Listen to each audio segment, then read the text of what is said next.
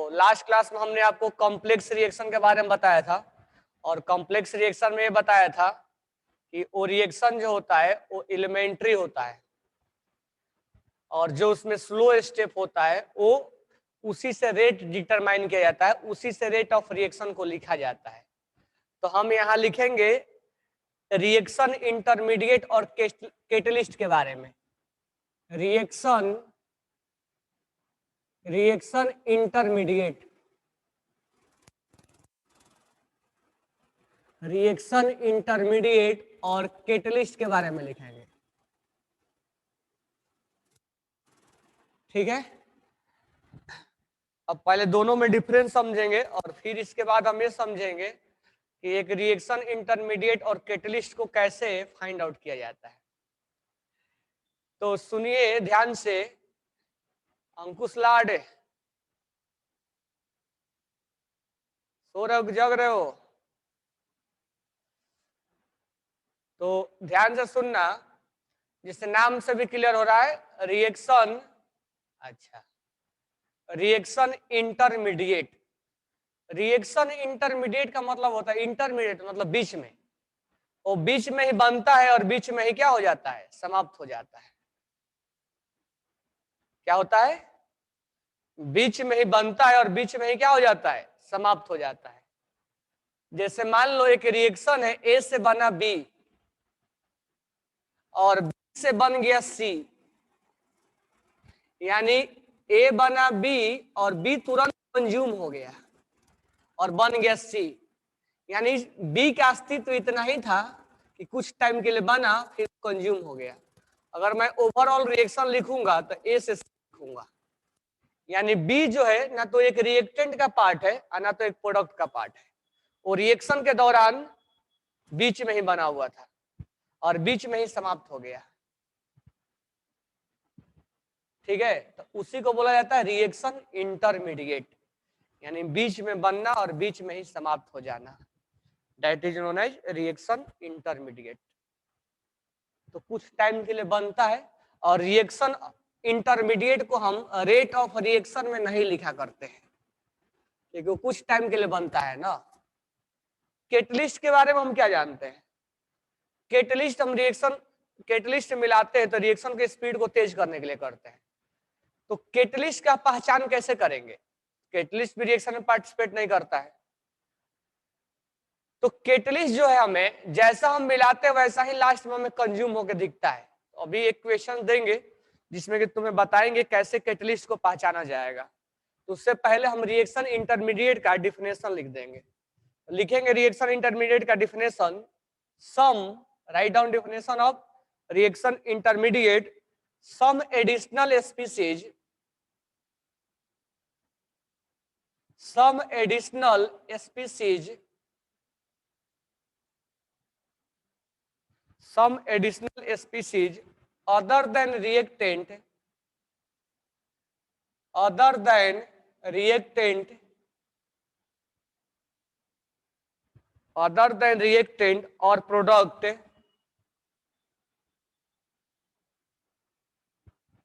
some additional species other than reactant or product which is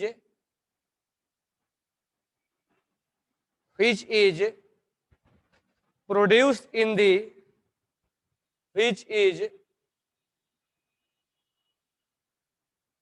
produced in the mechanism,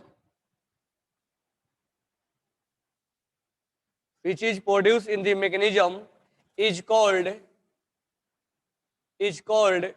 reaction intermediate, reaction intermediate, यानी reaction के दौरान बनता है, ना तो रिएक्टेंट का पार्ट होता है नहीं तो प्रोडक्ट का बनता है। सेकेंड पॉइंट हम लिखेंगे the reaction intermediate,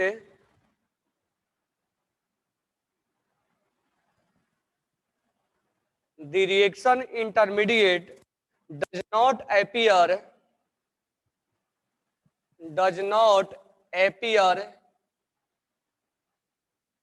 the reaction intermediate does not appear in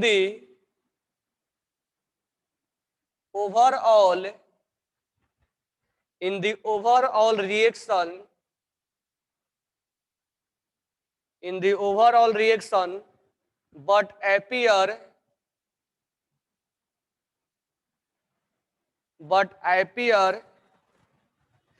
in the mechanism of the reaction.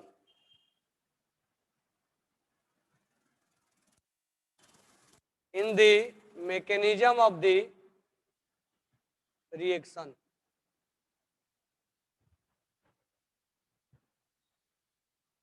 In the mechanism of the reaction.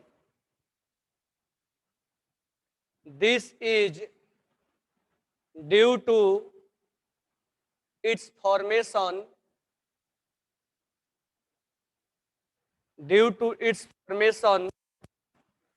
in step of the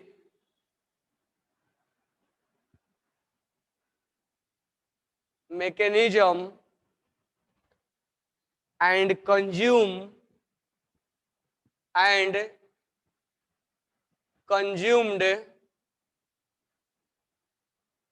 and consumption of the same in subsequent species.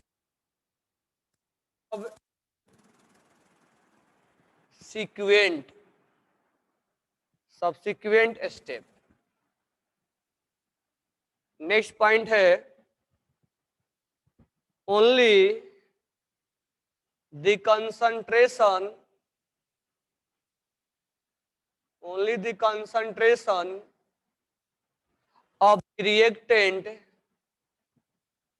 of the reactant and catalyst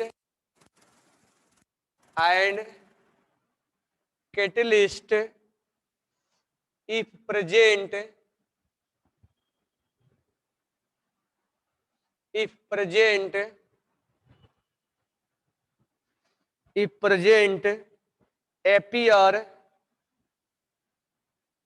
appear in the rate law.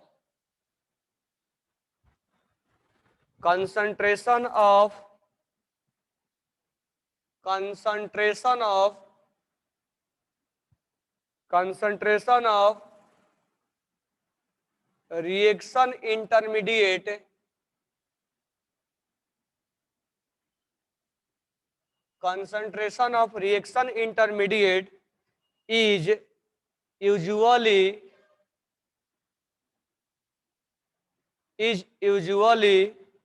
very small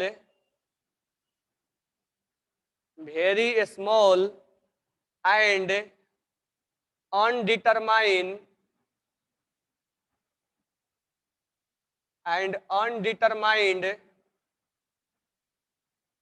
undetermined hence does not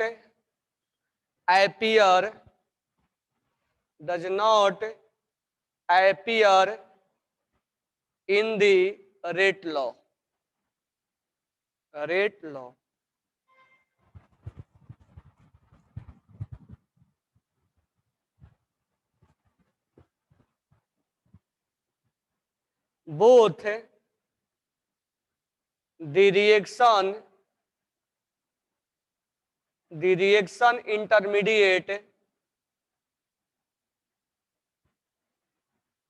Both the reaction intermediate and catalyst do not appear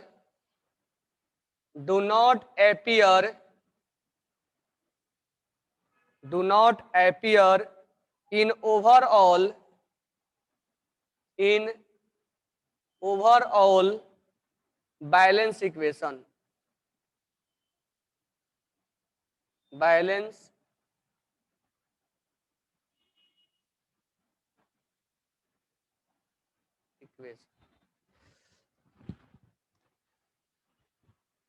चलो पहले लिख लो, इसके बाद समझते हैं, या पहले समझ लो तब लिखोगे? तो मेरे हिसाब से पहले तुम समझ लो तब लिखना। लिखना बंद करो, पहले राइट डाउन करना बंद करो, फिर एक एग्जाम्पल पे समझाते हैं। रिएक्शन इंटरमीडिएट किसको बोला जाता है? Some additional species, write down करना बंद करो अभी। Some additional species other than reactant और प्रोडक्ट, यानी एक रिएक्शन के दौरान बीच में बनता है और बीच में ही कंज्यूम हो जाता है, जो कि ना तो एक रिएक्टेंट का पार्टिसिपेट होता है, नहीं तो एक प्रोडक्ट होता है, नहीं एक रिएक्टेंट होता है, नहीं तो एक प्रोडक्ट होता है, ठीक है। Which is produced in the mechanism, जो मैकेनिज्म के दौरान यानी रिएक्शन के दौरान बीच में बनता है उसको हम रिएक्शन इंटरमीडिएट बोलते हैं। This one is definition of reaction intermediate. बात हो गई क्लियर? सेकेंड पॉइंट बोलता है the reaction intermediate does not appear in overall reaction. अभी हमने ए से बी और बी से सी गया था, तो देखो कि अगर हम दोनों रिएक्शन को ऐड करें ओवरऑल जिसको हम बोलते हैं, तो बी कैंसिल हो जा रहा था, क्योंकि बी एक बार प्रोडक्ट बन रहा था और बी वो कंज्यूम होके सी बन जा रहा था। तो ओवरऑल रिएक्शन में रिएक्शन इंटरमीडिएट अपीयर नहीं होता है। बात क्लियर है? क्यों नहीं अपीयर होता है? बीच में बनता है, बीच में कंज्यूम हो जाता है, but in the mechanism of the reaction. कह रहा है कि जो रेट रिएक्शन इंटरमीडिएट होता है वो ओवरऑल में नहीं अपीयर होता है, लेकिन रिएक्शन मैकेनिज्म में बनता है। यानी ए से बी गया स्टेप्स में, रिएक्शन मैकेनिज्म का मतलब होता है step, step number 1, step number 2, तो उनमें ये अपीयर होता है, ठीक है। This is due to formation in one step of the mechanism and consumption of the same subsequent step, यानी एक ही स्टेप में बनता है और उसी स्टेप में क्या हो जाता है? कंज्यूम हो जाता है। एक ही स्टेप में बनता है, उसी स्टेप में क्या हो जाता है? कंज्यूम हो जाता है। Only the concentration of reactant and catalyst, कह रहा है कि रेट लॉ जो हम लिखते हैं रेट ऑफ रिएक्शन, उस रेट ऑफ रिएक्शन में हम क्या लिखते हैं? Rate of reaction equal to के ए के पावर ऑर्डर, तो उस केस में रिएक्टेंट लिखते हैं, और नहीं तो अगर कैटलिस्ट है तो कैटलिस्ट भी हम लिखते हैं। If present appear in the rate law, rate law में या तो हम रिएक्टेंट या तो कैटलिस्ट अगर है तो हम कैटलिस्ट भी लिखते हैं, लेकिन concentration of reaction intermediate is usually very small and undetermined, जो कुछ टाइम के लिए अपीयर हुआ रिएक्शन के बीच में और उसी समय कंज्यूम हो गया, तो उसका हम कंसंट्रेशन क्या होता है? अनडिटरमाइंड होता है, यानी वो नापा तोला नहीं गया है कि कितना बना कितना नहीं बना, क्योंकि कुछ टाइम के लिए बना, कुछ टाइम के लिए तुम कुछ टाइम के लिए गए, कुछ टाइम के लिए फिर उस गली में से वापस भाग गए, तो तुम क्या माना जाओगे कि तुम परमानेंट उस गली में नहीं जाते हो, तुम कुछ टाइम के लिए आते हो फिर भाग जाते हो। तुम वहां तुम्हारे कितने टाइम के लिए मौजूदगी है वो अनडिटरमाइन है, यानी हम बता नहीं सकते कि तुम आधे घंटे के लिए आते हो, 1 घंटे के लिए आते हो, आए और चले गए।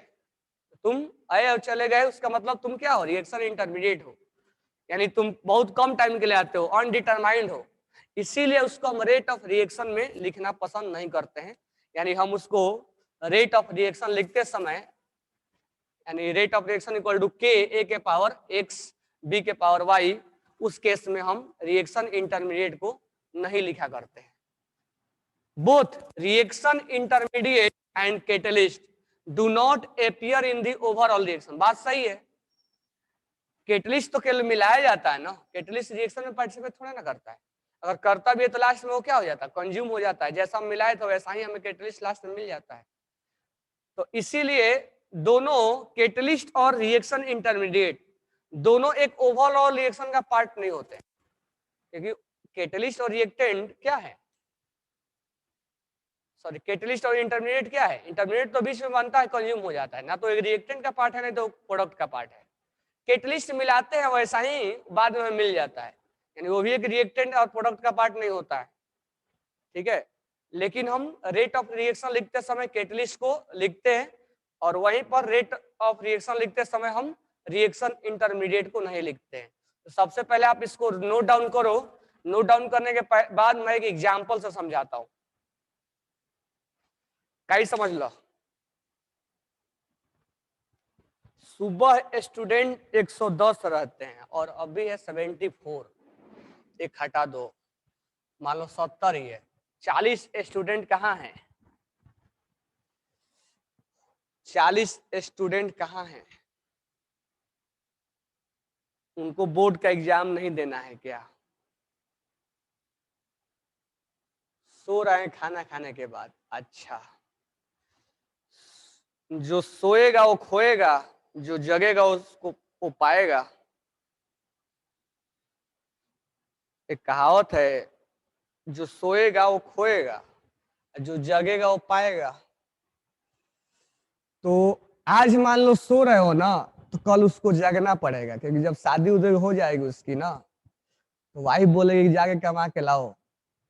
तो फिर जाके वो रोड पे ना मजदूरी का काम करेगा, क्योंकि पढ़ना लिखने, जब पढ़ने का टाइम था तो सो रहा था, और जब सोने का टाइम आएगा तब पढ़ेगा वो। तो वाइफ बोलेगी जाके कमा के लाओ, तो जाके मजदूरी करके पैसा लेके आएगा।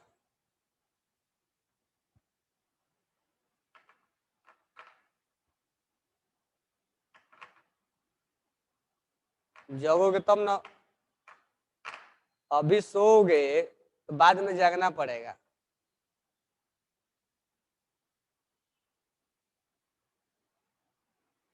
कुछ भी करो तो शादी मत करो, शादी नहीं करोगे तो फिर अभी बोल रहे हो ना शादी नहीं करो। बहुत लोग लड़के बोलते शादी नहीं करना है। कमाने के लिए मेहनत करनी पड़ती है, समर्पित। लेकिन एक होता है कि 8 घंटा अगर ड्यूटी करते हो तो कोई उसमें 5 लाख रुपया कमा लेता है, कोई 4 लाख कमा लेता है, कोई करोड़ों कमा लेता है, कोई 8 हजार रुपया कमाता है। तो डिपेंड करता है कि तुम्हें किस कैटेगरी में कमाना है। तो आज जगोगे तो कल ही कमा पाओगे, नहीं तो आज अगर तुम मान लो बीटेक किए हो तो सब बीटेक स्टूडेंट का सैलरी एक जैसा होता है क्या? कोई बीटेक स्टूडेंट 8 हजार रुपये भी कमाता है, कोई उसका 80 लाख का भी पैकेज है, किसी का 8 लाख का भी पैकेज है। चलो ये हो गया, लिख लिए। बहुत तुम लोग बात करते हो। सबने लिख लिया?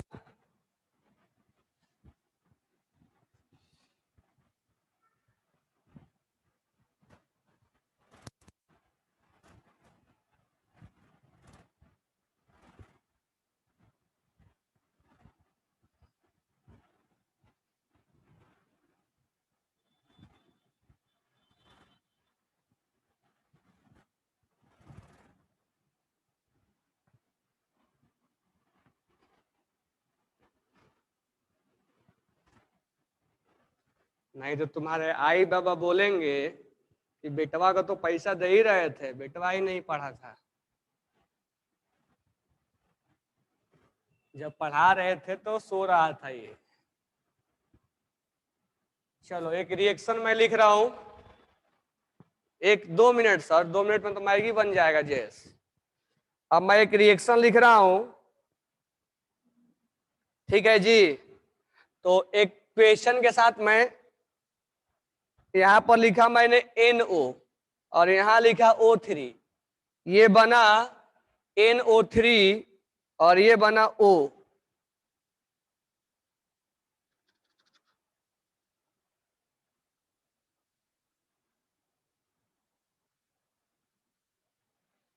यहाँ NO3 प्लस O बना NO2 प्लस O2। ठीक है, आपको लिखना है राइट ओवरऑल रिएक्शन। दूसरा लिखना है identify reaction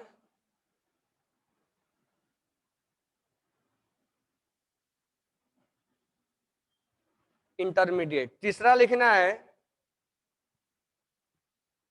identify the rate determining step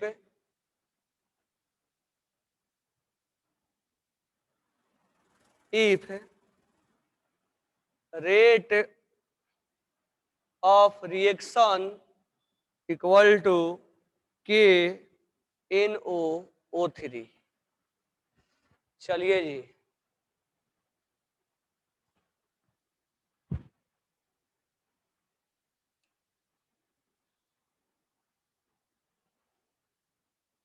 तो जल्दी से बताओ ओवरऑल रिएक्शन क्या होगा और आइडेंटिफाई द रिएक्शन इंटरमीडिएट। दो स्टेप में रिएक्शन लिखा गया है, तो मुझे जल्दी से बताओ निखिल चौहान, रिएक्शन इंटरमीडिएट का नाम बता दो। रिएक्शन इंटरमीडिएट का नाम बता दो अंकुश।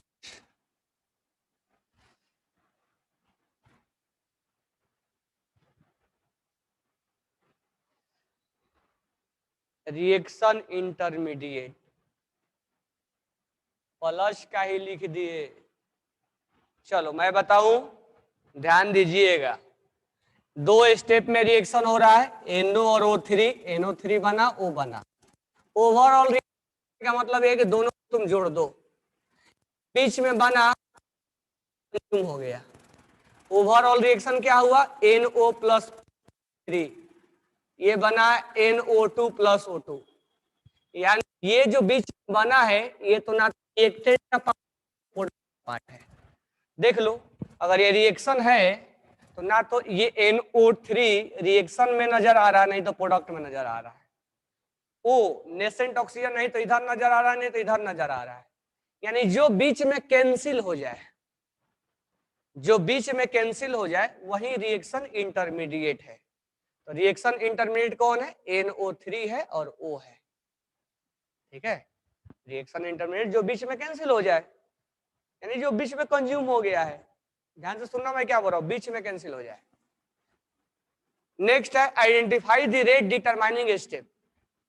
कह रहा है कि रेट यहां पर लिखा हुआ है, इनमें से रेट डिटरमाइनिंग स्टेप कौन था। तो मुझे बताओ रेट किसके हिसाब से लिखा गया है, इसके हिसाब से या इसके हिसाब से। तो हमें देखने में लग रहा है NO और O3 इसके लिखा गया है, यानी ये स्टेप 1 है, ये स्टेप 2 है। यानी रेट जो है हिसाब से लिखा गया है और ये फास्ट है। तो मुझे बताओ रेट डिटरमाइनिंग स्टेप कौन है, स्लो स्टेप।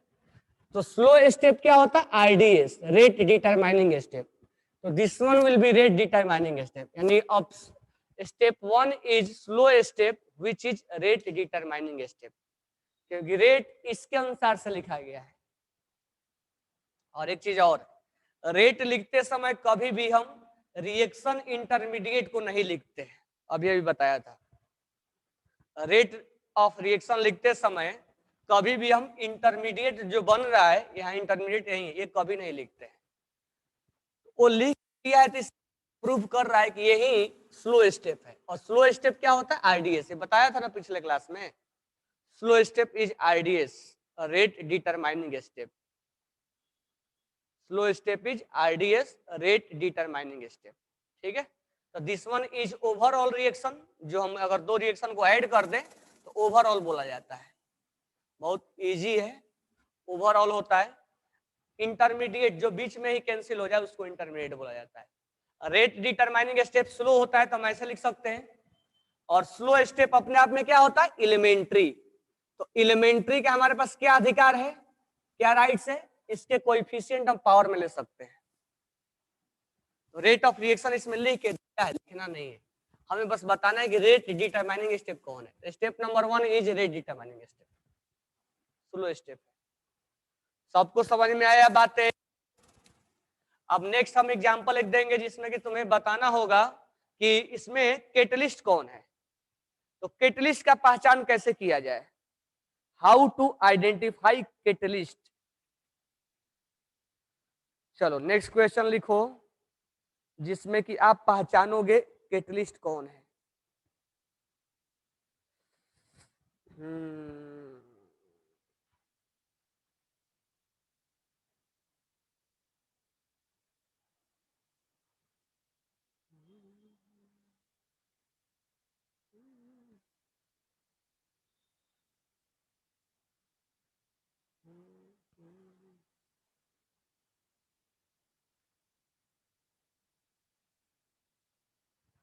चलो मैं लिखूं, क्वेश्चन दूं ना।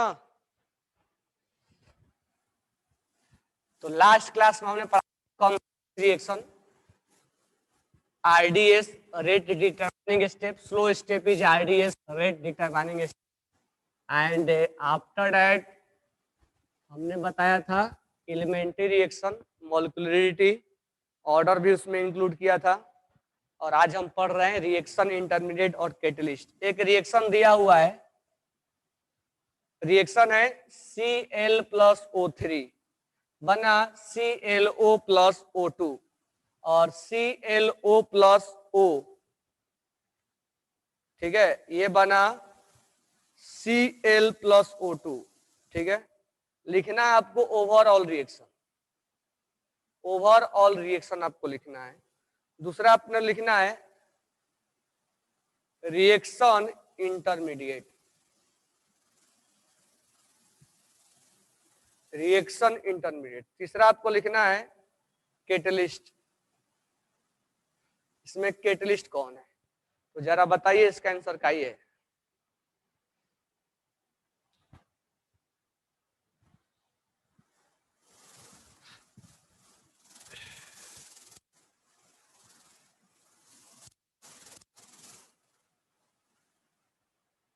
अंकुश लाड, अच्छा, रिएक्शन इंटरमीडिएट तो सही है, कैटलिस्ट बताओ। शुभम बोलाज,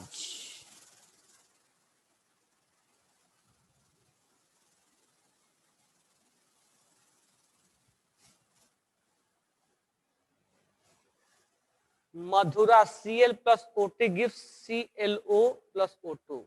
अच्छा, ये तो ओवरऑल रिएक्शन हुआ ना। कैटलिस्ट बताओ कौन है। कैटलिस्ट अंकुश लाडे, वाह जी वाह मेरे गुरु। देखो यहाँ पर कैसे बनाएंगे, हमें इसको ऐड कर देंगे।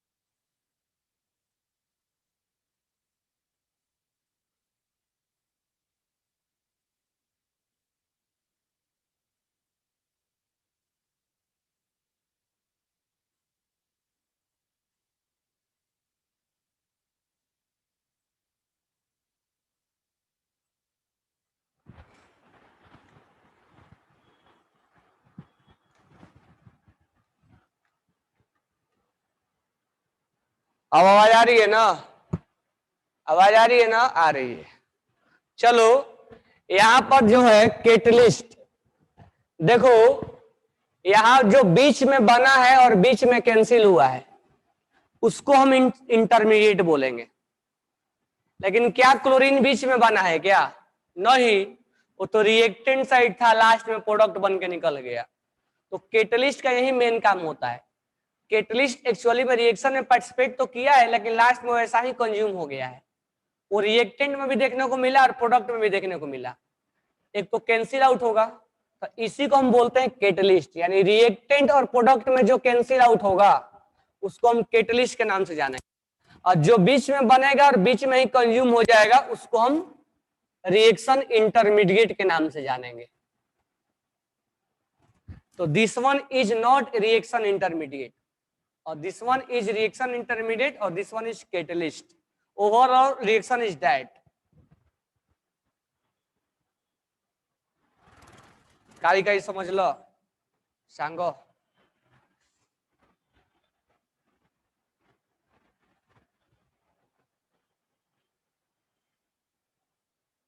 समझ में आ गया ना? अब क्वेश्चन कराने की कोई नीड नहीं है। चलो अब आ जाओ। तो हमने अभी तक पढ़ा दिया जो तुम्हें केमिकल काइनेटिक्स में, पहला हमने रेट ऑफ रिएक्शन निकालने के लिए बताया, ऑर्डर निकालने के लिए बताया, इंटीग्रेटेड रेट लॉ बताया, और अर्नस्ट इक्वेशन बताया, फैक्टर अफेक्टिंग बताया, उसके बाद कॉम्प्लेक्स रिएक्शन, एलिमेंट्री रिएक्शन, ये सब बताया, और कैटलिस्ट वगैरह ये सब निकालने के लिए बताया। और कुछ कुछ अभी बच गया है। अभी जैसे हम ग्राफ पढ़ने वाले, तो ग्राफ पढ़ेंगे। ग्राफ पढ़ने के बाद हम पैरेलल रिएक्शन, सीरीज रिएक्शन और रिवर्सिबल रिएक्शन के लिए पढ़ेंगे। तब तक हमारा लगभग चैप्टर फिनिश हो जाएगा। तो अब हम स्टार्ट करते हैं इस चैप्टर का ग्राफ। यानी हमने अभी फर्स्ट ऑर्डर का जीरो ऑर्डर का ग्राफ नहीं बनवाया है। हाँ, और हमने में log के 1/t में जरूर बनवाया है। ठीक है, उसके बाद एक स्टेप में रिएक्शन होता है, 2 स्टेप में होता है, तो कैसे ग्राफ ड्रॉ किया जाता है, स्लो फास्ट कैसे ड्रॉ किया जाता है, तो उसके लिए हमने ग्राफ बनवाया था। अब हम ग्राफ जीरो ऑर्डर के लिए पढ़ेंगे और फर्स्ट ऑर्डर के लिए पढ़ेंगे। तो हेडिंग डाल लो, ग्राफ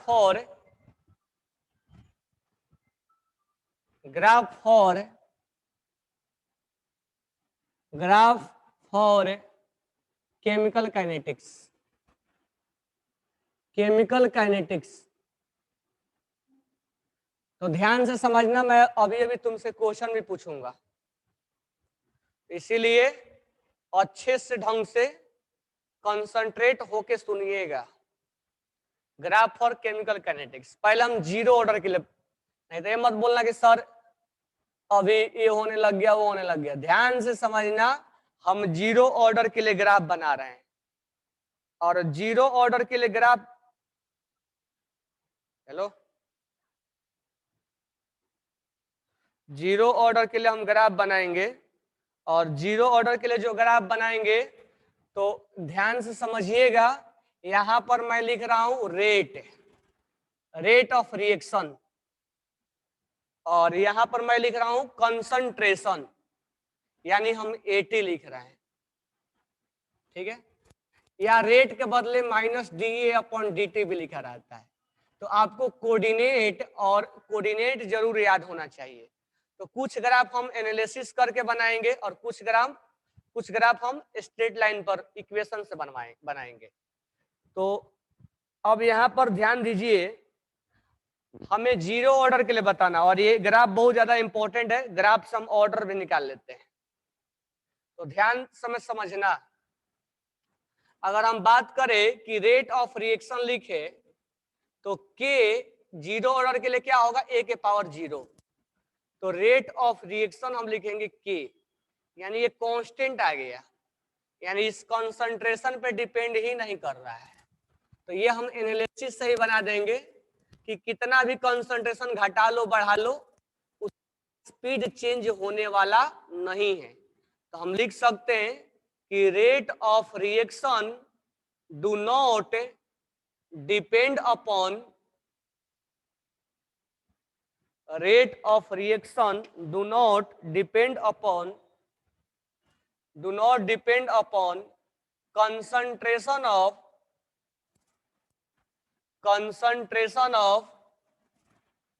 reactant, यानी रेट ऑफ रिएक्शन जो है वो कंसंट्रेशन पे डिपेंड नहीं करता है। इसलिए तुम कितना भी कंसंट्रेशन मिलाओ, स्पीड चेंज होने वाला नहीं। तो ये हम इस से भी बना सकते हैं। तो अगर कितना भी कंसंट्रेशन को मिलाओ स्पीड चेंज नहीं होगा, उसका ऑर्डर जीरो है। उसका ऑर्डर क्या है, 0 है। तो ये हमारा पहला ग्राफ हुआ, this one is first graph.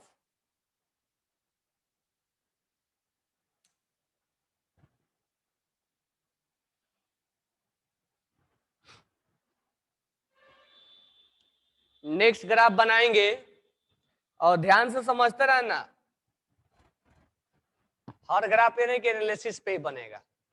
Next graph हम बनाएंगे 80 में, यानी कंसंट्रेशन में और टाइम में, लेकिन हम ऑर्डर किसके लिए बनाएंगे, 0 ऑर्डर के लिए। 80 में और टाइम में अगर ग्राफ बनाना है, ठीक है, या कभी कभी यहां पर ए भी लिख देगा, अवस्थी वगैरह में a-x लिखता है। तो अगर ए नॉट कंसंट्रेशन में और टाइम में अगर ग्राफ बनाएंगे 0 ऑर्डर के लिए, तो सबसे पहले हमारे दिमाग में आना चाहिए कि हम इक्वेशन क्या लिखे। मैं जो बात स्टेप बोल रहा हूं उसको माइंड में सेट कर लो, मैं क्या बोल रहा हूं। सबसे पहले ग्राफ देखने के बाद हमारे दिमाग में सेट होना चाहिए कि कौन सा इक्वेशन पे सेट करे। जैसे इसके लिए भी हमने इक्वेशन ही लिखा था, तो इसके लिए भी हमें इक्वेशन ही लिखना पड़ेगा। तो इसके लिए हम इंटीग्रेटेड रेट लॉ के लिए लिखेंगे इक्वेशन, इंटीग्रेटेड रेट लॉ के लिए इक्वेशन लिखेंगे, इंटीग्रेटेड रेट लॉ वाला इक्वेशन लिखेंगे। कौन सा, 0 ऑर्डर के लिए। याद होगा तुम्हें, मैं लिखवाया था, हालांकि इसके ऊपर अभी क्वेश्चंस वगैरह नहीं बनाया हमने, लेकिन लिखवाया जरूर था। यही था इंटीग्रेटेड रेट लॉ। यहीं पर हमें 80 दिख रहा है और यहीं पर हमें टाइम दिख रहा है, यानी दोनों का मौजूदगी यहीं पर है, यानी कहीं ना कहीं हमें इक्वेशन इसी से बनाना पड़ेगा। मैं इसको क्रॉस मल्टीप्लाई कर दिया, ये हो गया A naught minus, cross multiply कर दो, k t equal to A naught minus A t. K t को इधर लेके आओ तो प्लस हो जाएगा, के टी को इधर लेके जाओ माइनस के टी हो जाएगा, प्लस ए नॉट। ये हमारे लिए इक्वेशन बन गया, और इसी इक्वेशन पे हम स्ट्रेट लाइन का ग्राफ पुट कर देंगे। तो y equal to m x plus c. अब तुम ग्राफ बताओ क्या आएगा, स्लोप क्या आएगा और y इंटरसेप्ट क्या आएगा। What will be slope and what will be y intercept? Slope is minus m pi l minus के, ठीक है। और y इंटरसेप्ट क्या है, पॉजिटिव है कि नेगेटिव है, y इंटरसेप्ट क्या है, पॉजिटिव है कि नेगेटिव है, पॉजिटिव है, ए नॉट है। तो यहां से y इंटरसेप्ट यहां से होगा। अब यहां से कहां जाऊं मैं, नीचे या ऊपर, तो नीचे। क्यों, क्योंकि इसका स्लोप क्या है, स्लोप है माइनस के। तो इस बात को आपको जानना पड़ेगा कि हमें कौन सा इक्वेशन लिखना है। तो slope is positive and sorry slope is negative and y intercept is positive. लेकिन ध्यान में रखना है कि ये ग्राफ किसके किसके बीच में है, तो ए नॉट और टाइम के बीच में है, ए नॉट और किसके बीच में है, टाइम के बीच में है। तो ये हमें इंटीग्रेटेड रेट लॉ वाला फॉर्मूला लगाना पड़ेगा, क्योंकि यहीं पर टाइम और ए नॉट यहीं पर मिलेगा, ए टी यहीं पर मिलेगा। समझ में आ गया। सुहम, ओमकार, पायल, पाटिल,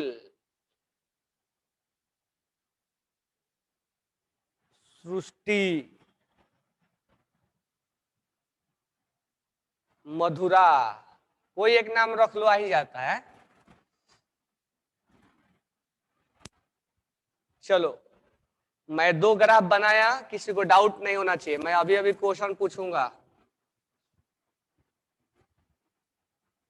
नेक्स्ट अगर हम ग्राफ बनाए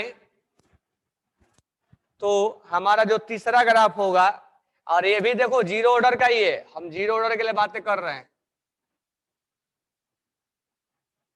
अगर मान लो 0 ऑर्डर का ग्राफ ऐसा बना के देगा और तुमसे पूछ लेगा कि बताओ इसका ऑर्डर क्या है, तो कभी कभी ऑर्डर भी पूछता है कि ऑर्डर क्या है इसका। अगर ग्राफ बना के, हमेशा ये नहीं ध्यान में सोचना है कि ऑर्डर हमें ग्राफ ही बनाना है। अच्छा, एक चीज और है, तुम्हें ग्राफ बनाने की तो कोई जरूरत है नहीं, ऑप्शन में तो तुम्हें मिलेगा। तो तुम्हारा काम ये है कि अगर ग्राफ बनाया हुआ है तो कौन सा इक्वेशन हम यूज करें, ये बात पे ज्यादा फोकस करना। कौन सा इक्वेशन हम यूज करें कि ये हमारा y और ये x बन जाए। अगर ऐसा ग्राफ बना के दिया जाए तो ऑर्डर क्या है, जीरो ऑर्डर है, इस बात को ध्यान देना, उल्टा समझना है। नेक्स्ट अगर हमारा ग्राफ है तो हम बनाएंगे हाफ लाइफ टाइम और कंसंट्रेशन के बीच में, हाफ लाइफ टाइम और कंसंट्रेशन के बीच में। अब हमें सोचना है, जीरो ऑर्डर के लिए बना रहे हैं, जीरो ऑर्डर के लिए बना रहे हैं। अब हमें सोचना है कि हम कौन सा इक्वेशन यूज करें। तो इक्वेशन के लिए हाफ लाइफ टाइम यूज करेंगे, तो हमारा इंटीग्रेटेड रेट लॉ वाला यही था फॉर्मूला, के minus upon half life time का मतलब क्या होता है कि एक इक्वेशन है अपने आप आधा हो जाए, होने का ये ए नॉट बाई टू हो जाए टाइम, इसी टाइम को हम हाफ लाइफ टाइम बोलेंगे। तो इधर लेके जा रहे हैं, half life time equal to A naught by, ये इधर आ जाएगा 2k हो जाएगा। ये मैं लिखवाया था तुम्हें डायरेक्ट, यहाँ मैं बता दिया, ये तो मैं जीरो ऑर्डर के लिए मैं लिखवाया था हाफ लाइफ टाइम क्या होगा। अब हमारा समय आ चुका है जिसमें अब ज्यादा से ज्यादा हम क्वेश्चन प्रैक्टिस करने वाले हैं, तो कल से हम क्वेश्चन प्रैक्टिस करेंगे, ठीक है। लगभग अब फिनिश हो चुका है, बस 3 एक दिन में पैरेलल रिएक्शन, सीरीज रिएक्शन और रिवर्सिबल के लिए बता दूंगा, हो जाएगा, ठीक है। विश्वराज, आवाज कैसे टिकटॉक हो रहा है, आवाज क्लियर आ रही है सबको ना?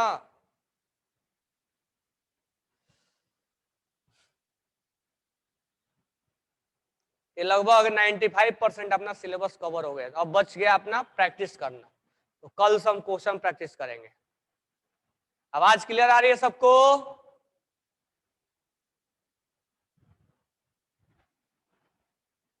ओके जी। तो हाफ लाइफ टाइम और इसके बीच में अगर आप बनाना ए नॉट के बीच में, तो बताओ इसमें, तुम लोग बताओ, अगर इसके बीच में ग्राफ बनाएंगे तो लाइन कहां से पास होगा और स्लोप क्या होगा, वाई इंटरसेप्ट क्या होगा और स्लोप क्या होगा, दो बातें मेरे को बताओ जल्दी से। मैं तुम्हें इक्वेशन बना दिया, तुम दो बातें बताओ, लाइन कहां से पास होगा और मतलब इंटरसेप्ट क्या होगा और स्लोप क्या है। स्लोप 2k है मधुरा, ओरिजिन से पास होगा, स्लोप 1/2k है, ठीक है। तो ये हमारा हो गया y और ये एम एक्स, एम एक्स क्या है, ये हमारा हो गया, ये हमारा एम हो गया, यानी स्लोप जो हो गया 1/2k हो गया, एम एक्स प्लस सी, सी 0 है, यानी line will pass through origin which slope is 1/2k, 1/2k, हमने ग्राफ बना दिया। कोई डाउट नहीं होना चाहिए इसमें। तो अब तुम्हें कैसे याद रखोगे, हाफ लाइफ टाइम का ग्राफ कंसंट्रेशन के बीच में जीरो से पास होता है, जीरो ऑर्डर के लिए होता है, हम ये इक्वेशन यूज करने वाले हैं, ठीक है। ये हम इक्वेशन यूज करने वाले हैं, ये ग्राफ भूलिएगा नहीं, क्योंकि अभी मैं क्वेश्चन देने वाला हूं। अब ध्यान दीजिएगा, इस पर मैं एक अभी नोट्स लिख रहा हूं, लेकिन नोट्स का एनालिसिस मैं आगे चल के क्वेश्चन में करवाऊंगा। कैसे, थोड़ा सा एनालिसिस करो, कंसंट्रेशन बढ़ा रहे हो तो हाफ लाइफ टाइम बढ़ रहा है, यानी ये भी बोल सकते हैं कि कंसंट्रेशन घटने से हाफ लाइफ टाइम घटता है। तो हम बोल सकते हैं कि half life time is directly proportional to concentration.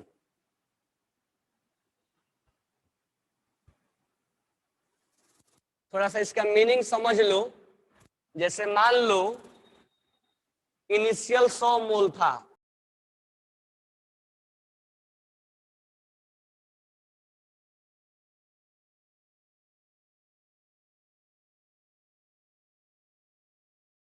गया,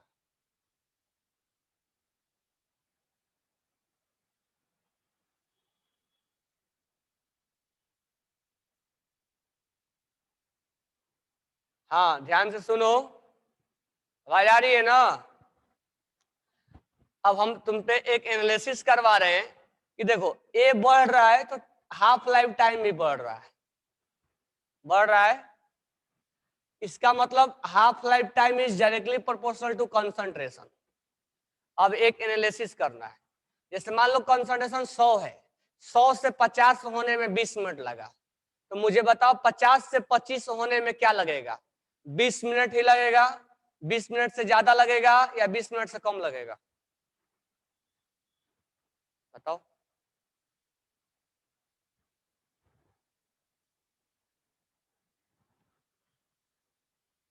निकिता 20 मिनट लगेगा। अच्छा, और बताओ। तेजस पांड्रा,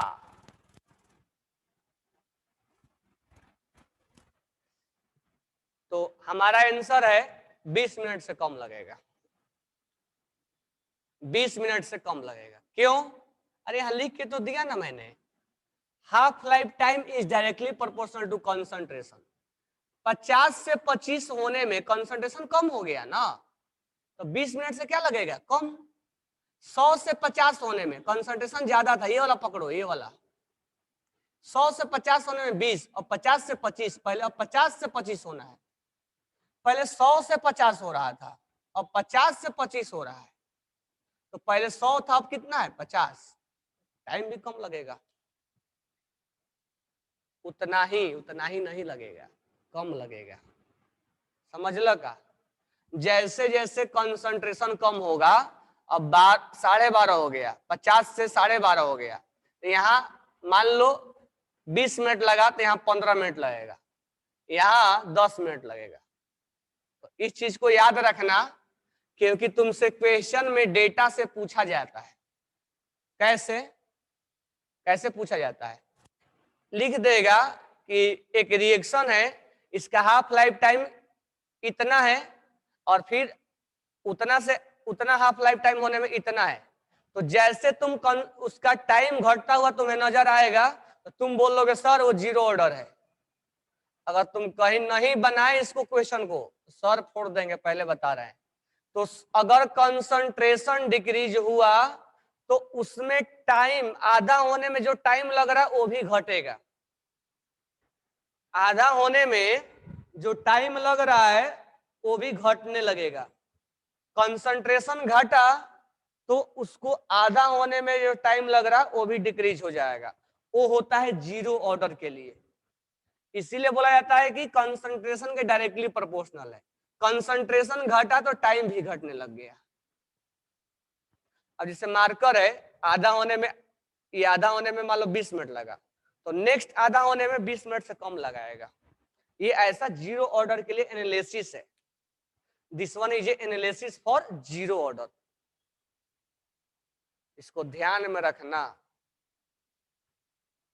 क्या ध्यान में रखोगे? दो चीजें जीरो ऑर्डर के लिए, कितना भी कंसंट्रेशन मिला दो, स्पीड चेंज नहीं होता है। तो हमने तुम्हें एक ग्राफ बनवाया था आज ही रेट ऑफ रिएक्शन के लिए, तो वहां से एक नोट डाउन भी करके लिखवाया था। क्या? कि rate of reaction is not depend upon concentration of reactant. एक बात तो जीरो ऑर्डर के लिए कान एकदम जेहन में रखना। और अगर समय घटता जा रहा है हाफ लाइफ टाइम का, तो भी वो एक जीरो ऑर्डर का पहचान दिलाता है। इससे क्वेश्चन पूछा जाता है। अगर आया नहीं बनाए सर ये कैसे जीरो ऑर्डर हो गया बताओ, तो फिर मत बोलना कैसे बताओ। अगर ऐसा डेटा दिया जाए हाफ लाइफ टाइम घट रहा है, तो ये दो बातें जेहन में रख लेना। रेट ऑफ रिएक्शन कंसंट्रेशन के साथ, कंसंट्रेशन पे डिपेंड नहीं करता है, और कंसंट्रेशन कम हुआ तो हाफ लाइफ टाइम भी कम हुआ। ये दोनों बातें जीरो ऑर्डर का गवाह है, विटनेस है। Both are witness for zero order. बात हो गई क्लियर? और तीसरा इसका है, अगर तुम ए नॉट के बीच में और टाइम के बीच में ग्राफ अगर ऐसा आ गया, ये भी एक विटनेस है, ये जीरो ऑर्डर है। तो जीरो ऑर्डर का पहचान दिलाने के लिए हमारे पास तीन चीजें हैं। जीरो ऑर्डर को पहचान कैसे कैसे मिल सकता है कि ये जीरो ऑर्डर ही है। पहला पहचान हमें मिलेगा कि रेट ऑफ रिएक्शन, क्योंकि आगे चल के तुमसे पूछेगा बताओ इसका ऑर्डर क्या है, तो रेट ऑफ रिएक्शन लिख लेना, नॉट डिपेंड अपॉन कंसंट्रेशन, वो जीरो ऑर्डर है, पहचान लेंगे हम, जीरो ऑर्डर है वो। अगर rate of reaction is directly proportional to concentration, अब सर दूसरे का नहीं होता है क्या डायरेक्ट, नहीं दूसरे का नहीं होगा, इसी का होता है। तीसरा, अगर ए नोट में और टाइम में ग्राफ ऐसा बना है तो जीरो ऑर्डर है। चौथा, अगर के का यूनिट मोल पर लीटर सेकेंड इनवर्स या मिनट इनवर्स है, ये भी पहचान दिला देता है कि जीरो ऑर्डर है। इतने तरीके हैं हमारे पास एक जीरो ऑर्डर को पहचानने के लिए, चार तरीके हो गए हमारे पास, और चारों में से अगर एक भी आगे आएगा, तुम एक भी मिस किए तो सर फूट जाएगा तुम्हारा। इसको लिख लो, half life time is proportional to concentration और change in concentration, change in concentration. Concentration कम होगा तो हाफ लाइफ टाइम कम होगा, बस इतना लिख लो।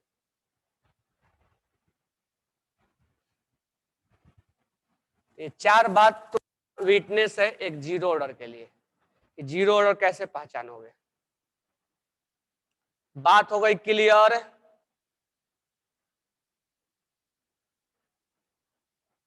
क्या बातें हो गई क्लियर, या सो गए हो तुम लोग?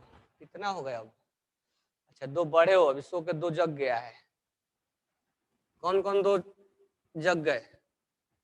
अब हम बात करेंगे फर्स्ट ऑर्डर के, जीरो ऑर्डर के लिए ग्राफ बातें कर लिया, एनालिसिस किया। अब हम बात करेंगे फर्स्ट ऑर्डर के, तो write down heading graph for first order. First order के लिए ग्राफ देखेंगे, फर्स्ट ऑर्डर के लिए ग्राफ देखेंगे। तो जैसा कि हमने जीरो ऑर्डर में रेट ऑफ रिएक्शन, रेट के बारे में देखा, यानी minus D A upon D T के बारे में देखा, और हम यहां कंसंट्रेशन के बारे में देखे और हमने ग्राफ बनाया था। ठीक है, किसके लिए? फर्स्ट ऑर्डर के लिए। तो जरा तुम अब ग्राफ बनाओ इसके लिए। कौन सा इक्वेशन सेलेक्ट करोगे, क्या करोगे, करो एक बार।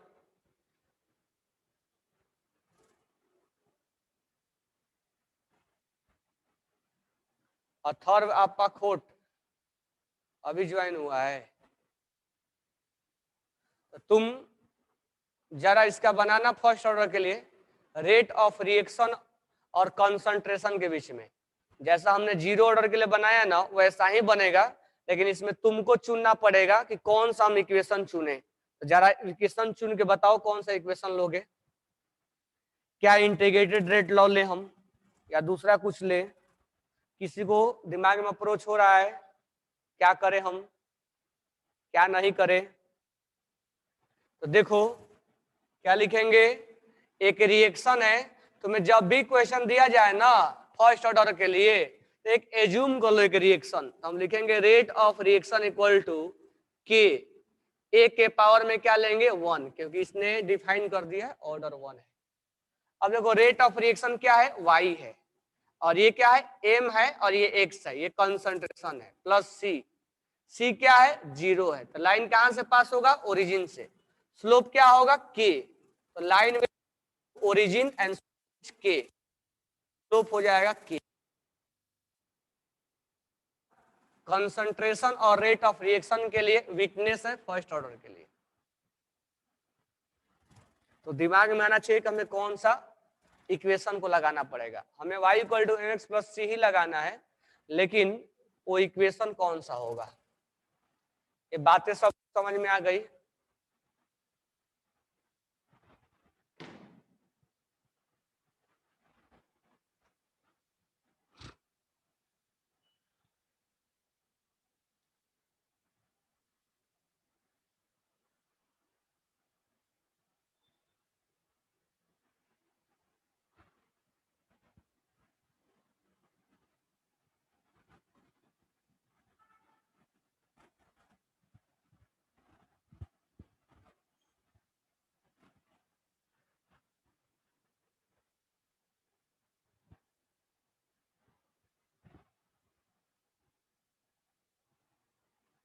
अब देखो नेक्स्ट ग्राफ बनाएंगे,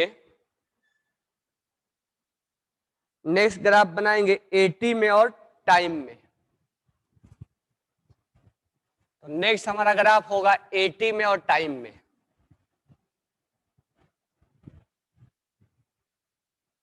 तो नाउ नेक्स्ट ग्राफ इज 80 में और टाइम में। तो मुझे बताओ कि इसमें कौन सा इक्वेशन चुनना पड़ेगा, क्योंकि अगर मैं फर्स्ट ऑर्डर के लिए ग्राफ बनाऊं तो मुझे इक्वेशन बनाना पड़ेगा ना जी। तो जल्दी से बताओ कौन सा इक्वेशन मैं चुनूं, कौन सा इक्वेशन मैं चुनूं।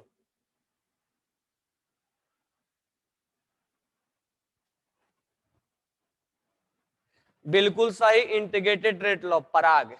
तो इंटीग्रेटेड रेट लॉ ये होता है 2.303 लॉग A0 अपॉन 80 और इधर टाइम होता है। अब हमें 80 चाहिए और 80 चाहिए, ये तो लॉग में है, तो थोड़ा हम सिंप्लीफाई कर देते हैं। हम ln को साथ में कर देंगे तो ln हो जाएगा ना, A0 अपॉन 80 लिख देंगे और इधर k से मल्टीप्लाई कर देंगे ना। अब ऐसा करते हैं कि दोनों तरफ माइनस ले लेते हैं, सिंप्लीफाई करने के लिए हम जानबूझ के माइनस ले रहे हैं। वो आगे समझ में आएगा क्यों माइनस हमने लिया है। दोनों तरफ माइनस ले रहे हैं, इसका बेस क्या है e।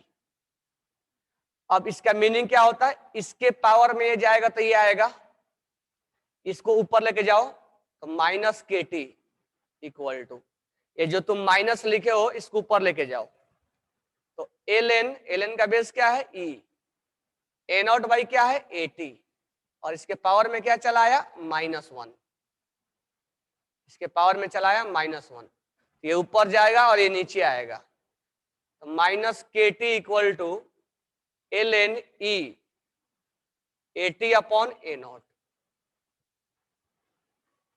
ठीक है, ये वर्स कर दिया।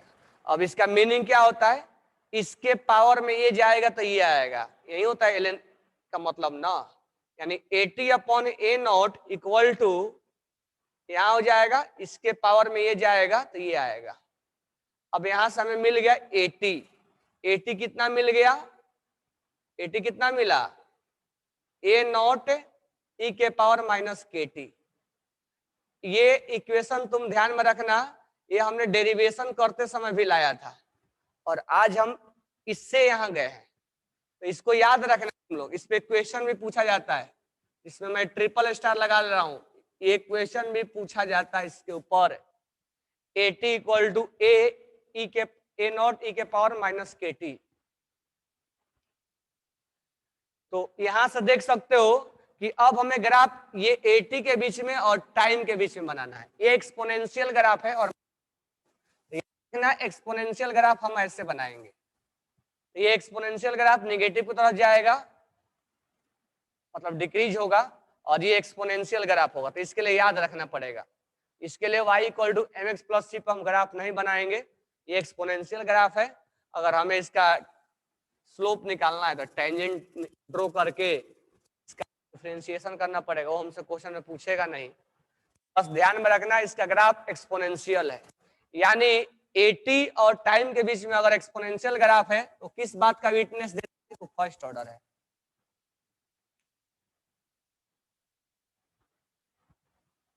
वो इस बात का विटनेस देता है कि वो फर्स्ट ऑर्डर है।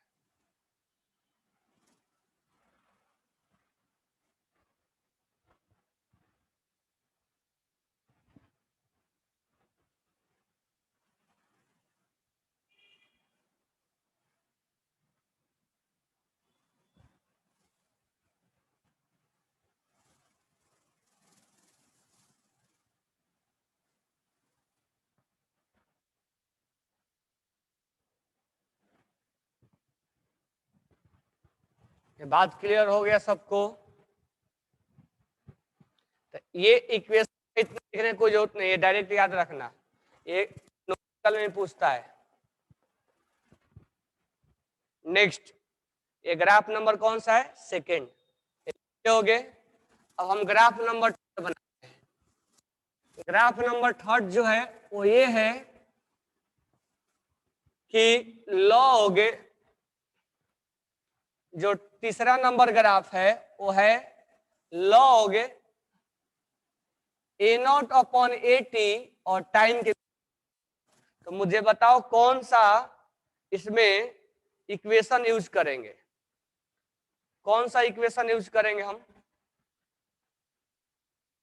जल्दी से बताओ कौन सा इक्वेशन यूज करोगे?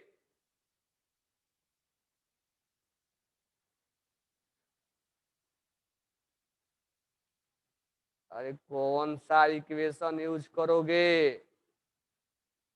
गधे हो तुम।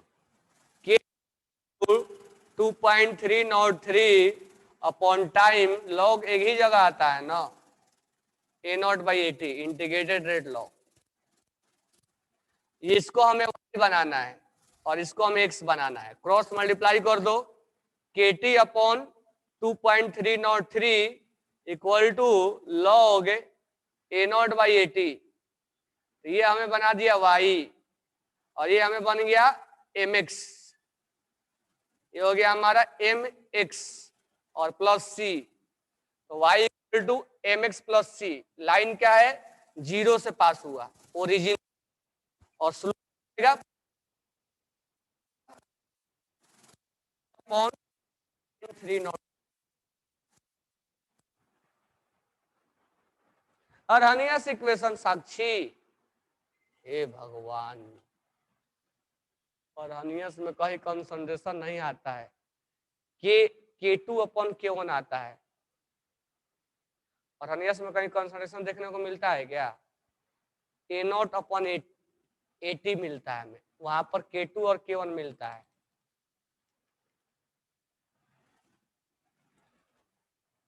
ये ग्राफ समझ में आ गया?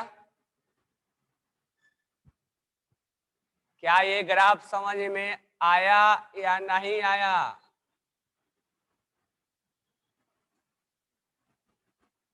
क्लियर हो गया? चलो तो नेक्स्ट ग्राफ तुम लोग बना दोगे ना? अगर मैं दूंगा तो बना दोगे कि नहीं बना दोगे? तो नेक्स्ट ग्राफ बनाओ लॉग 80 में और टाइम में बनाओ। तो बनाओ तो जरा देखते हैं किसके पास कितना टैलेंट है, कौन आईआईटी जेई में चला जाएगा। मुझे बस इतना बता दो कि स्लोप पॉजिटिव आएगा नेगेटिव आएगा, और वाई इंटरसेप्ट बता दो कि पॉजिटिव होगा कि नेगेटिव होगा, जीरो होगा। दो चीजें बता दोगे तो मैं समझ जाऊंगा कि ग्राफ बना लिए हो तुम। स्लोप कितना आएगा ये बता दो, और स्लोप कितना आएगा, नेगेटिव आएगा, नेगेटिव कितना वैल्यू आएगा, और लाइन कहां से पास होगा, ओरिजिन से या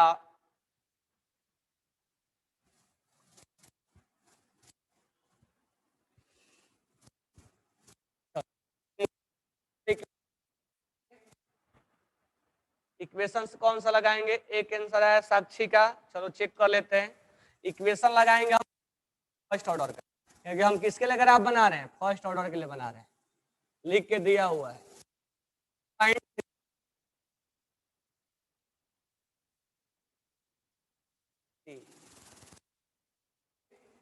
80 को अलग करना है, इस पहले 80 था, इस बार इसको अलग करना है। अलग करने के लिए क्रॉस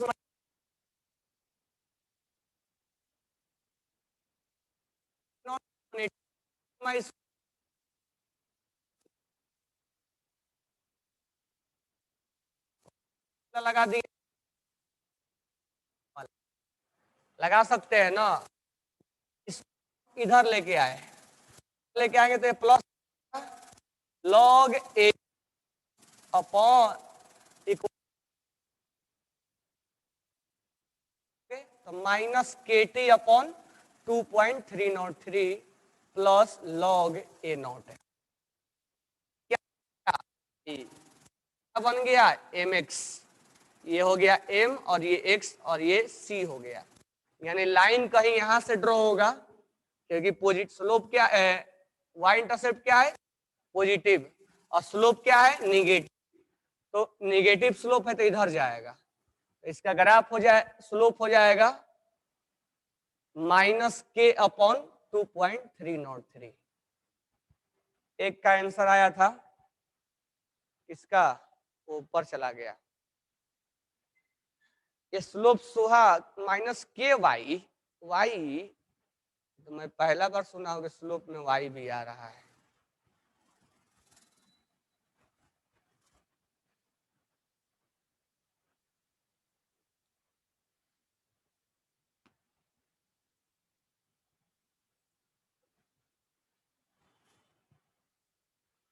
आवाज क्लियर आ रहा है ना कि कट कट क्या आ रहा है?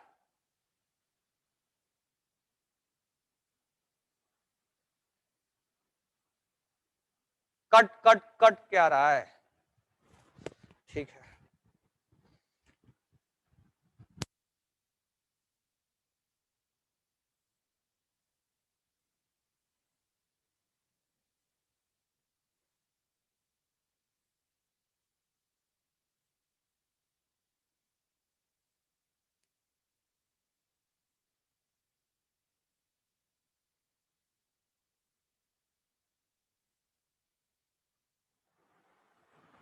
अब आवाज आ रही है? आवाज आ रही है ना?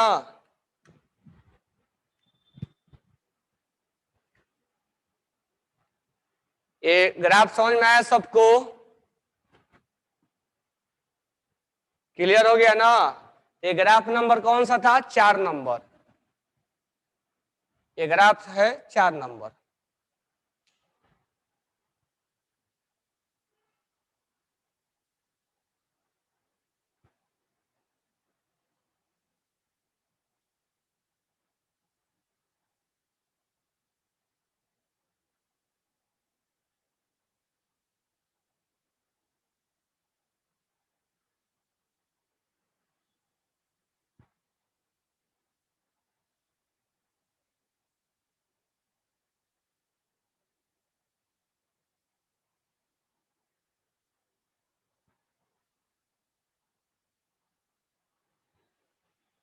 अब आ जाओ नेक्स्ट ग्राफ पे। तो हमने 0 ऑर्डर में 3 ग्राफ बनाया और फर्स्ट ऑर्डर में 4 ग्राफ बनाया और 5वां ग्राफ फर्स्ट ऑर्डर में। तो फर्स्ट ऑर्डर में 5वां ग्राफ हमें अब हाफ लाइफ टाइम के ऊपर नहीं बनाया हमने, तो हाफ लाइफ टाइम कंसंट्रेशन के बीच में बनाना है। तो जल्दी से बनाइए ग्राफ। कौन सा इक्वेशन लिखोगे ये बताओ मेरे को, कौन सा इक्वेशन लिखोगे और ग्राफ में क्या कैसा बनेगा? तो जल्दी से इक्वेशन ढूंढो और बताओ ग्राफ कैसा बनेगा। किसी को क्लिक किया? नहीं किया। देखो हाफ लाइफ टाइम का फर्स्ट ऑर्डर के लिए क्या होता है वैल्यू? 0.693 अपॉन के होता है। क्या कहीं पर इसमें कंसंट्रेशन टर्म तुम्हें नजर आ रहा है? कहीं पर कंसंट्रेशन टर्म तुम्हें नजर आ रहा है? नहीं आ रहा है। आ रहा है तो बताओ मेरे को। तो कंसंट्रेशन टर्म नजर नहीं आ रहा, इसका मतलब हमने बोला था कि half life time will not depend upon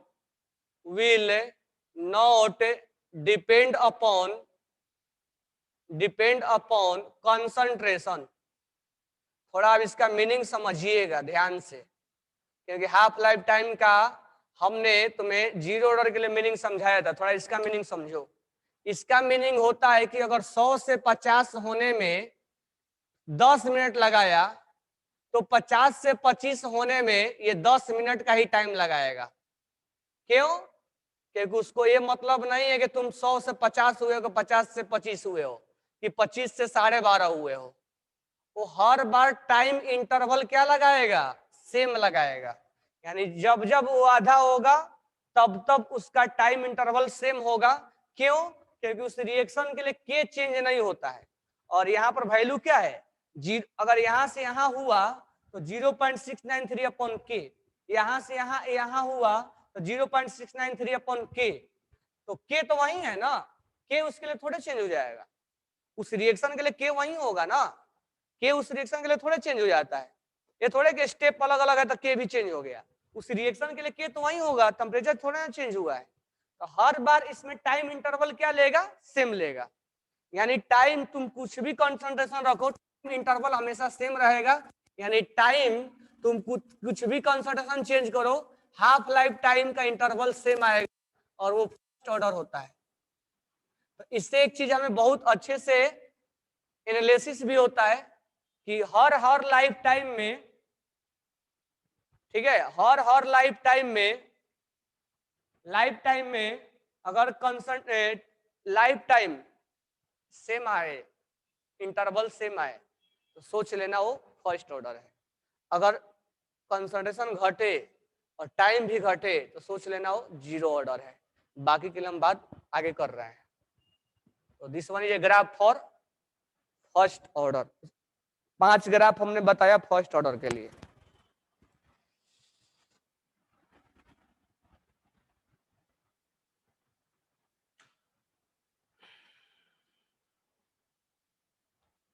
तो 5 ग्राफ बताया 5 ऑर्डर के फर्स्ट ऑर्डर के लिए, और 3 ग्राफ बताया हमने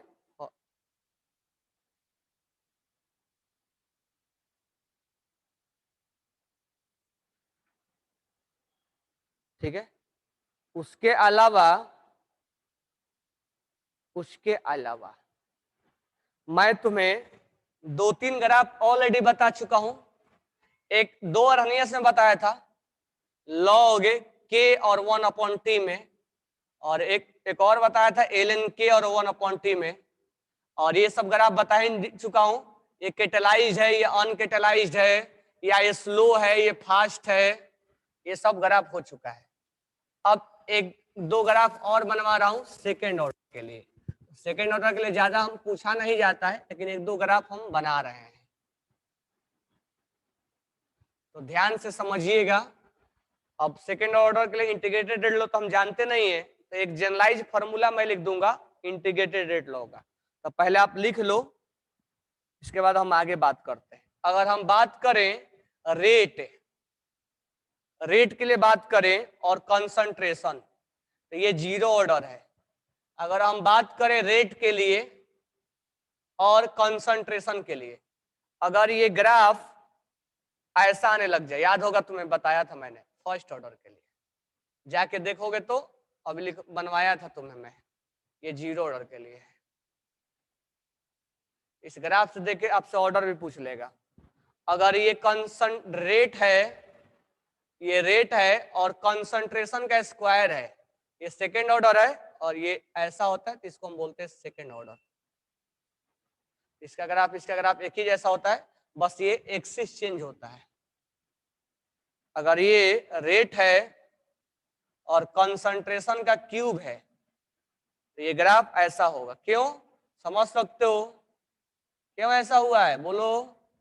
तो ये ऐसा इसलिए हुआ है कि यहाँ रेट ऑफ रिएक्शन क्या हो जाएगा, के और कंसंट्रेशन का पावर में क्या हो जाएगा 2, क्योंकि ऑर्डर 2 है, ठीक है, सेकेंड ऑर्डर है, तो ये y बन गया, ये mx बन गया, प्लस c 0 है।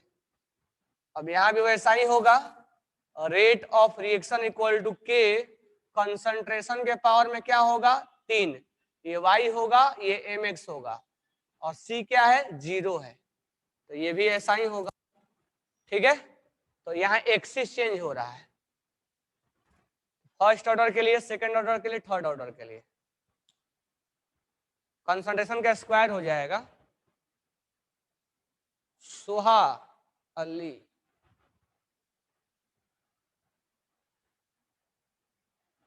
बात क्लियर है।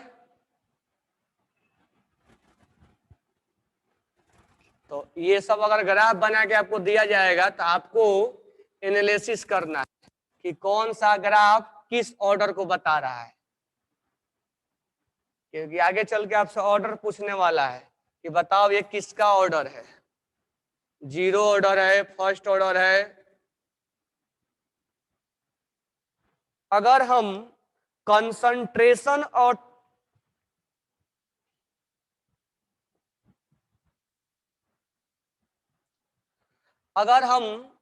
कंसंट्रेशन और यानी 80 बोल लो और टाइम के बीच में ग्राफ बनाए, अगर ये ग्राफ ऐसा हुआ तो 0 होगा। तो ये तुम्हें याद नहीं करना, मैं बनवाया हूं, कौन सा इक्वेशन से बनाना है वो मैं तुम्हें ऑलरेडी बता चुका हूं। अगर कंसंट्रेशन है A नॉट है और टाइम है 80 है और ये ऐसा है तो फर्स्ट ऑर्डर है, ठीक है। अगर यहाँ पर कंसंट्रेशन के बदले 1/8 ये है और यहाँ टाइम है और ये ग्राफ ऐसा गया है, ये सेकेंड ऑर्डर है। इसको अभी ध्यान में रखना, मैं बता दूंगा ये कैसे आ रहा है।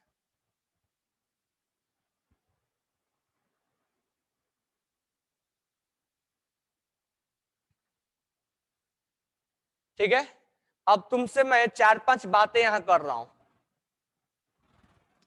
4-5 बात करूंगा जिससे कि ऑर्डर के रिगार्डिंग हम बात करेंगे। कि देखो ये लिख लिए होगे तुम लोग, अभी अभी हमने बात किया तो थोड़ा सा तुम लोग भी लिख लो, समरी करके लिखो। ऑर्डर जीरो ऑर्डर के लिए, हालांकि अभी एक लिखवाया था मैंने, फिर से लिख लो।